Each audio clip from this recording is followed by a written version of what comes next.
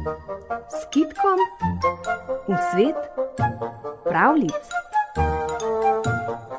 Tudi v današnjem torkovem popoldnevu se bomo s kitkom potopili v svet pravljic. Danes nam bo Polona Homec iz knjižnice Ivana Tavčarja Škofja Loka prebrala pravljico Zlata orehova vejica iz zbirke Babica pripoveduje.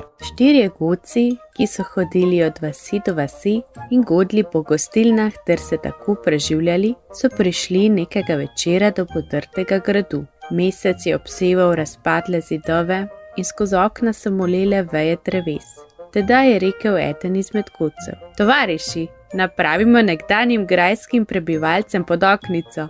Drugi godci so bili s tem predlogom zadovoljni in vsi skupaj so zaigrali veselo poskočnico. Ko so prenehali gosti, pa je stopil iz razvalin majhen star možiček, se jim zahvalil za godbo in dal vsakemu orehovo vejico in jim rekel: "Nesite te vejice svojim otrokom." In godci so vzeli vejice, toda med potjo so jih pometali v travo in se zabavljali nad starcem. "Oh, kaj drugega naj bi nam raje dal? Čemu bodo otrokom te vejice, saj jih imajo doma dosti?" Samo eden je vtaknil vejico v žep in jo dal otrokom, ko je prišel domov.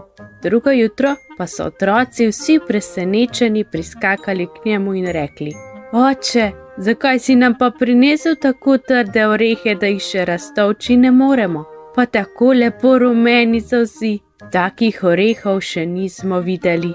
Godec je začuden gledal orehovo vejico, na kateri je viselo vse polno zlatih orehov, in hitel je pripovedovati o tej čudni zgodbi svojim tovarišem.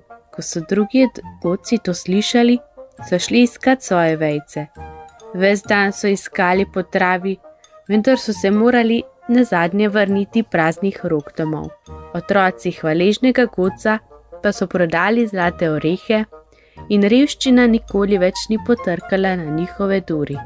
Ta pravljica nas uči, da človek ne sme nikdar zavreči še tako majhnega daru.